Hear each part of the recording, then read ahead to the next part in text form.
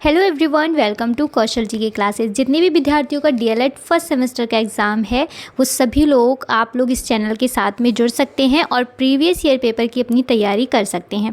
फिलहाल हम लोग एसएसटी के क्वेश्चंस जो भी आपके 1 नंबर के प्रश्न पूछे जाते हैं, चाहे वो ऑब्जेक्टिव में पूछे जाएँ या फिर आपको अति लघुत्तरी में पूछे जाएँ, दोनों ही हम आपको सॉल्व करवा रहे हैं। अगर आप लोगों ने 1 नंबर के जो भी प्रश्न अति लघुत्तरी हैं उनको देख लिया तो ऑब्जेक्टिव भी इन्हीं से बनते हैं, तो आप लोग वो भी सॉल्व कर सकते हैं। तो चलिए आज की वीडियो में हम वीडियो स्टार्ट करते हैं। ज़्यादा टाइम वेस्ट नहीं करेंगे क्योंकि हमें बहुत सारे प्रश्नों को सॉल्व करना है। अभी तक अगर आप लोगों ने पार्ट 1 पार्ट 2 नहीं देखा है, जैसे कि 2 वीडियो 3 वीडियो ऑलरेडी एसएससी से आ चुकी हैं, जितने भी 5 से 7 साल तक के प्रश्न आपके बनते हैं जो भी अभी तक एग्ज़ाम में आए हुए हैं, वो सारे प्रश्न हमने आपको ऑलरेडी आधे से ज़्यादा आपको करवा ही दिए हैं, ठीक है। और जो भी बचे हुए प्रश्न हैं वो आज की वीडियो में हम लोग देखेंगे। तो अभी तक अगर आप लोगों ने वो वीडियोस नहीं देखी हैं, जाकर ज़रूर देखिएगा। सारे प्रश्न बहुत इंपॉर्टेंट है, सारे प्रश्न आए हुए हैं और इन्हीं प्रश्नों से आपके एग्ज़ाम में फिर से प्रश्न बन जाते हैं। आप सभी को पता है कि जो भी डीएलएड के एग्ज़ाम होते हैं उसमें रिपीटेड क्वेश्चंस आते रहते हैं, ठीक है। तो आप लोग इनकी तैयारी ज़रूर करिएगा, अपने फ्रेंड्स के साथ में ज़्यादा से ज़्यादा शेयर करिएगा। चलिए वीडियो स्टार्ट करते हैं। और यहाँ तक हम लोगों ने प्रश्नों को कवर कर लिया था, यानी कि 115 प्रश्न हम लोगों ने अभी तक पढ़ लिए हैं, ठीक है। आज हम लोग 116 से स्टार्ट करेंगे। पंचायत व्यवस्था के 3 स्तर कौन कौन से होते हैं? तो ग्राम पंचायत, क्षेत्र पंचायत और जिला पंचायत, ठीक है। भूमध्य रेखा किसे कहते हैं? पृथ्वी के उत्तरी और दक्षिणी गोलार्ध में बांटने वाली जो काल्पनिक रेखा होती है उसको हम लोग भूमध्य रेखा के नाम से जानते हैं। जैसे कि ये ग्लोब होता है, इसमें जो 20 से डिवाइड होती है, ठीक है, जो आधे आधे हिस्से में बांटती है उत्तरी और दक्षिणी गोलार्ध, ठीक है। और ये रेखा होती हैं, ठीक है। ये वाली जो रेखाएं होती हैं ये होती हैं देशांतर रेखाएं, ठीक है। और ये रेखाएं जो होती हैं ये होती हैं अक्षांश रेखाएं। इतना तो आपको पता ही है। और जो ये बीच की रेखा होती है जो डिवाइड करती है ये होती है हमारी भूमध्य रेखा, ठीक है। चलिए नेक्स्ट क्वेश्चन देखते हैं। मकर रेखा किसे कहते हैं? तो 23.5 डिग्री दक्षिण अक्षांश रेखा जो होती है वो होती है हमारी मकर रेखा। नेक्स्ट क्वेश्चन हमारा है कि ग्रांड ट्रंक रोड किसने बनवाया था? शेरशाह सूरी ने बनवाया था। ये इंपॉर्टेंट क्वेश्चन है और आपसे एग्ज़ाम्स में आपसे पूछा जाता है मोस्टली। मतलब ग्रांड ट्रंक रोड के बारे में 3 से 4 बार ये प्रश्न जो है वो पूछा जा चुका है आपके एग्ज़ाम में, ठीक है। तो इस चीज़ को आप लोग ध्यान में रखिएगा कि ग्रांड ट्रंक रोड जो है, यानी कि ग्रांड ट्रंक रोड को हम लोग जीटी रोड के नाम से भी जानते हैं। किस नाम से जानते हैं? जीटी रोड के नाम से, ठीक है। तो जीटी रोड जो है वो किसने बनवाया था ये पूछा जाता है। ये बनवाया था शेरशाह सूरी ने, ठीक है। चलिए नेक्स्ट क्वेश्चन हम देखते हैं कि सबसे छोटा महाद्वीप कौन सा है? देखिए, सबसे छोटा पूछा जाएगा या फिर आपसे पूछा जाएगा सबसे बड़ा महाद्वीप। तो क्षेत्रफल से सबसे छोटा अगर देखा जाए तो ऑस्ट्रेलिया, जनसंख्या से पूछा जाए तो अंटार्कटिका। बट आपसे क्या होता है कि डीएलएड में कभी ये नहीं पूछा जाएगा कि क्षेत्रफल की दृष्टि से बताइए या फिर जनसंख्या की दृष्टि से बताइए, है ना।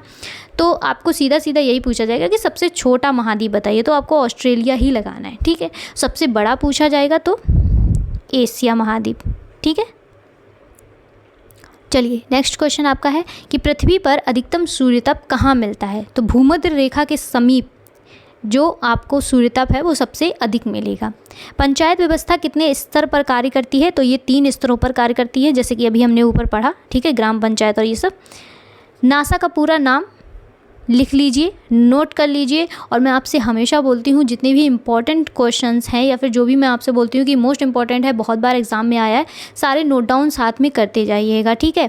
या फिर स्क्रीनशॉट लेके रख लीजिए, क्योंकि कुछ क्वेश्चंस ऐसे होते हैं अगर आप नोट्स बनाएंगे ना एग्ज़ाम के टाइम पे, आप कितना भी वीडियोस देख लीजिए, आपका इतना हेक्टिक होता है उस टाइम पे, क्योंकि एक दिन में 3 पेपर होते हैं, वीडियो देखने का बिल्कुल मन नहीं करता है। फिर आपकी सेल्फ नोट्स ही काम आते हैं जो आपने नोट्स बनाए हैं। तो इसीलिए मैं बोलती हूँ हमेशा थोड़े बहुत नोट्स अपने साथ में बनाते हुए चलिएगा।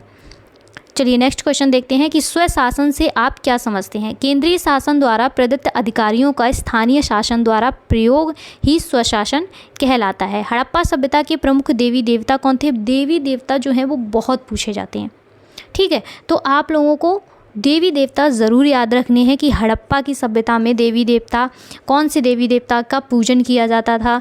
और जो मोहनजोदड़ो थे, ये मोहनजोदड़ो मतलब कि जो सभ्यता थी वो कौन सी नदी के किनारे थी, ठीक है। हड़प्पा की सभ्यता जो है वो कौन सी नदी के किनारे से शुरू हुई। ये सारे प्रश्न बहुत बनते हैं और बहुत बार एग्ज़ाम में आपसे पूछे भी जाते हैं। जैसे कि इसमें पूछा गया है कि कौन से देवी देवता हैं, तो मातृ देवी, पशुपति, शिव, ठीक है, और सूर्य देवता, अग्नि देवता, जल देवता, इन सभी लोगों की वो लोग पूजा करते थे। चलिए, अच्छा, अगर आपसे पूछा जाए, इसमें से एक क्वेश्चन और मैं आपको बता दे रही हूँ कि जो हड़प्पा सभ्यता है वो आपका पहला स्थल है, ठीक है। यानी कि जो मोहनजोदड़ो है, सिंधु घाटी सभ्यता का खोजा गया दूसरा है स्थान, ठीक है।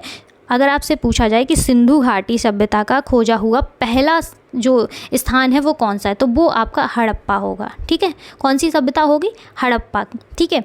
और ये पहला स्थल है और इसकी खोज जो है वो 1921 में हुई थी। कब हुई थी?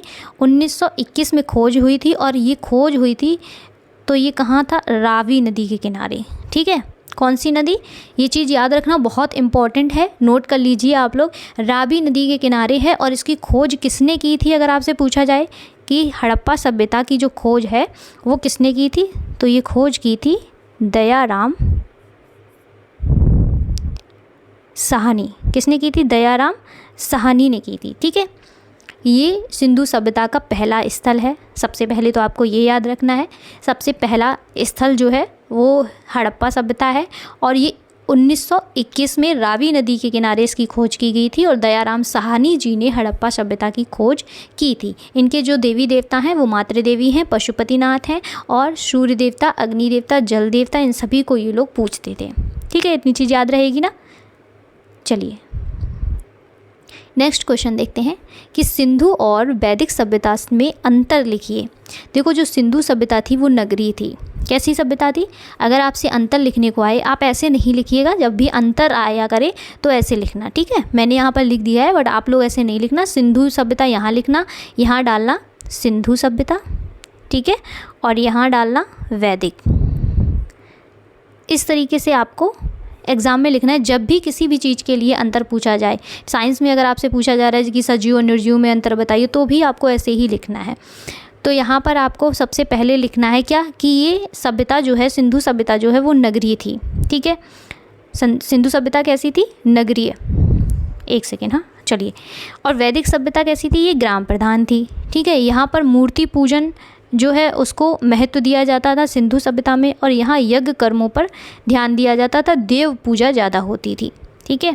अनाज भंडारण थे, मातृ देवी यहाँ पर प्रमुख थी। सिंधु सभ्यता में मातृ देवी जो है वो प्रमुख थी। और जो वैदिक सभ्यता थी उसमें पितृ सत्तात्मक था। क्या था? पितृ सत्तात्मक जो चल रहा था, सभ्यता जो थी वो पितृ सत्तात्मक थी, ठीक है। इन चीज़ों को आप लोगों को डिटेल में लिखना है। मैंने ऐसा छोटा छोटा सा बस आपको जो मेन हेडिंग थी वो बता दी है। जैसे कि आपको लिखना है कि सिंधु सभ्यता जो थी वो नगरीय सभ्यता के रूप में थी, और यहाँ पर लिखना है वैदिक सभ्यता जो थी वो ग्राम प्रधान सभ्यता के रूप में थी, इस तरीके से। चलिए, नेक्स्ट क्वेश्चन आपका है, 6ठी शताब्दी ईसा पूर्व में कितने महाजनपद थे? मोस्ट इंपॉर्टेंट क्वेश्चन है, बहुत बार आपसे पूछा गया है। तो 6ठी शताब्दी में, किसमें? 6ठी शताब्दी में ईसा पूर्व में 16 महाजनपद थे। नेक्स्ट क्वेश्चन आपका है कि वैदिक साहित्य की रचना कब हुई? तो 1500 ईसा पूर्व से 600 ईसा पूर्व के बीच में वैदिक साहित्य की रचना हुई थी, ठीक है। दो चीज़ें आपको याद रखनी है। आपसे पूछा जाएगा कि वैदिक साहित्य जो है उसको कितने भागों में बांटा गया है। सबसे पहले तो आपको ये याद रखना है, वैदिक साहित्य को 2 भागों में बांटा गया है। कितने भागों में? 2 भाग, ठीक है, 2 भागों में, जिसमें पहला है ऋग्वैदिक। कौन सा है? पहला है ऋग्वैदिक काल, ठीक है। और जो दूसरा आपका है वो है उत्तर वैदिक काल, ठीक है। फर्स्ट क्या है? ऋग्वैदिक काल, और सेकंड है आपका उत्तर वैदिक काल। तो जो ऋग्वैदिक काल है वो आपका 1500 से आपका 1000 ईसा पूर्व तक है, ठीक है। और जो उत्तर वैदिक काल है वो 1000 से 600,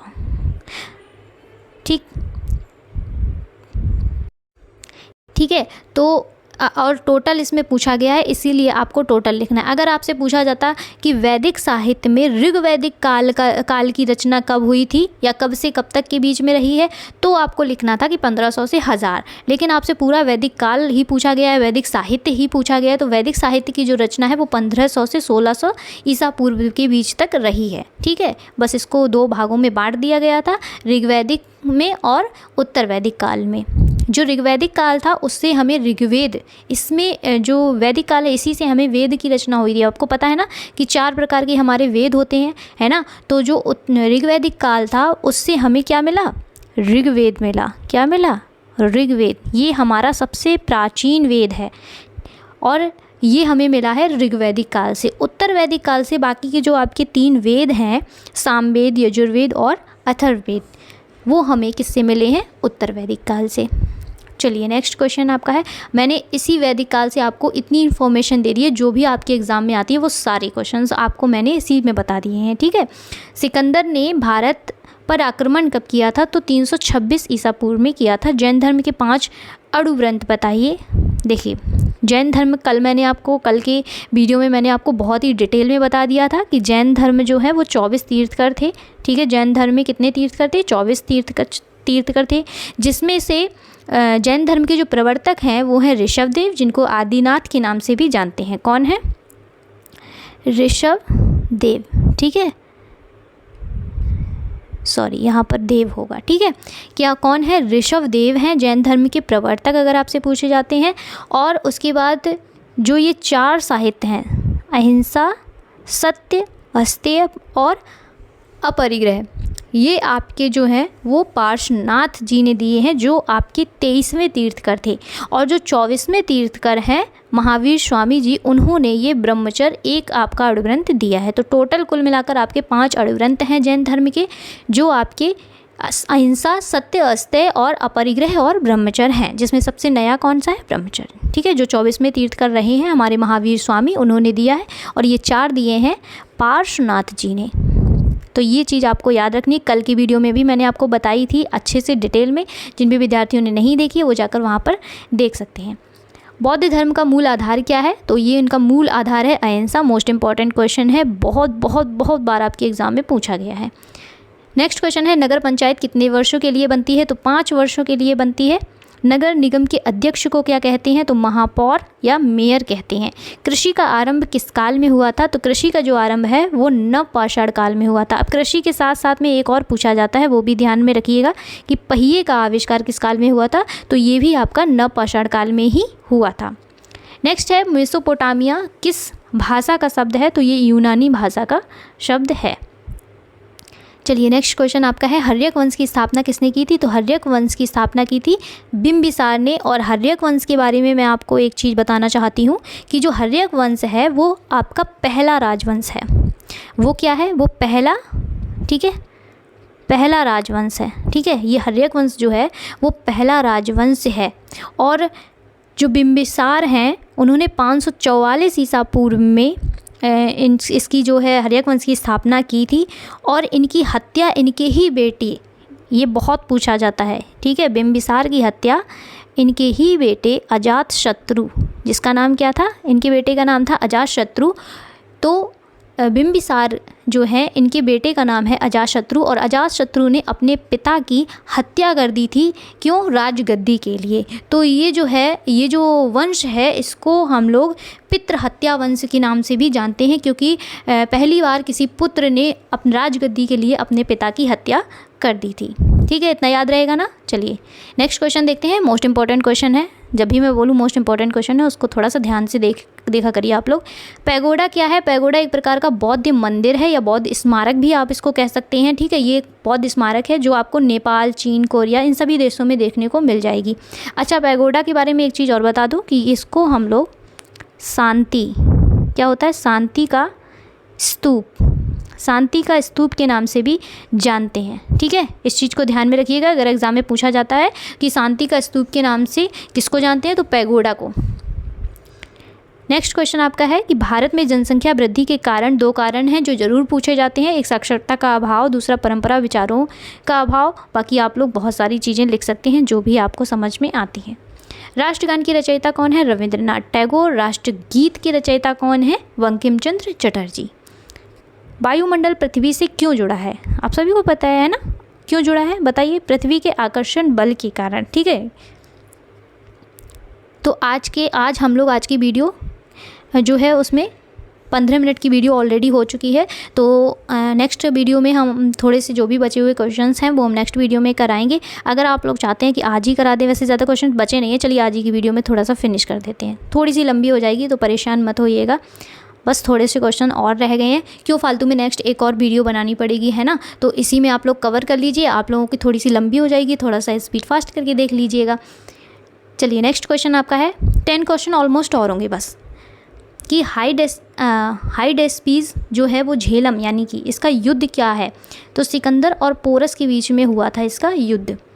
सौर मंडल में कितने ग्रह हैं? तो 8 ग्रह हैं। मैंने ग्रहों के बारे में बहुत ही अच्छे से आपको डिटेल में समझाया हुआ है कि कैसे आपको ग्रहों के बारे में जानना है। पहले 9 ग्रह थे जिसमें से यम को बाहर कर दिया गया है। ये आपका सूर्य है, ठीक है। सबसे छोटा सबसे पास में कौन सा है? बुध है। मैंने आपको ऑलरेडी इससे पहले वाली वीडियो में समझाया है, आप उसमें ज़रूर देख लीजिएगा, बहुत ही अच्छे से मैंने डिटेल में समझाया। फिलहाल आपको यही बता देना है कि 8 आपके ग्रह हैं। किस ग्रह को सौरमंडल से निकाल दिया गया? तो यम, ठीक है, इसको बाहर कर दिया गया है, इसको ग्रह नहीं माना जाता है, बेदखल कर दिया अपनी जायदाद से। अब नेक्स्ट क्वेश्चन आपका है, अनीश्वरवाद क्या है? तो ईश्वर को ना मानने वाली की जो धारणा है उसको अनीश्वरवाद ही कहते हैं। मंदाकिनी क्या है? तारों का जो धुंधला समूह है उसको हम लोग मंदाकिनी कहते हैं।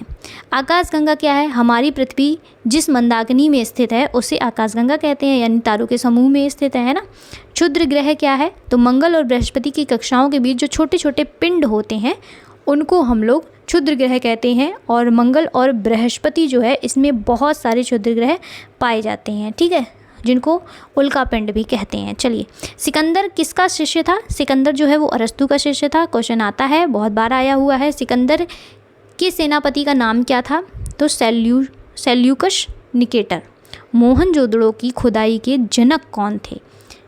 मैंने अभी आपको बताया था कि राखलदास बनर्जी, ठीक है। वैसे राखलदास बनर्जी का नाम ज़्यादा आता है, जॉन मार्शल अगर आप लिखना चाहें तो लिख सकते हैं, जॉन मार्शल और राखलदास बनर्जी।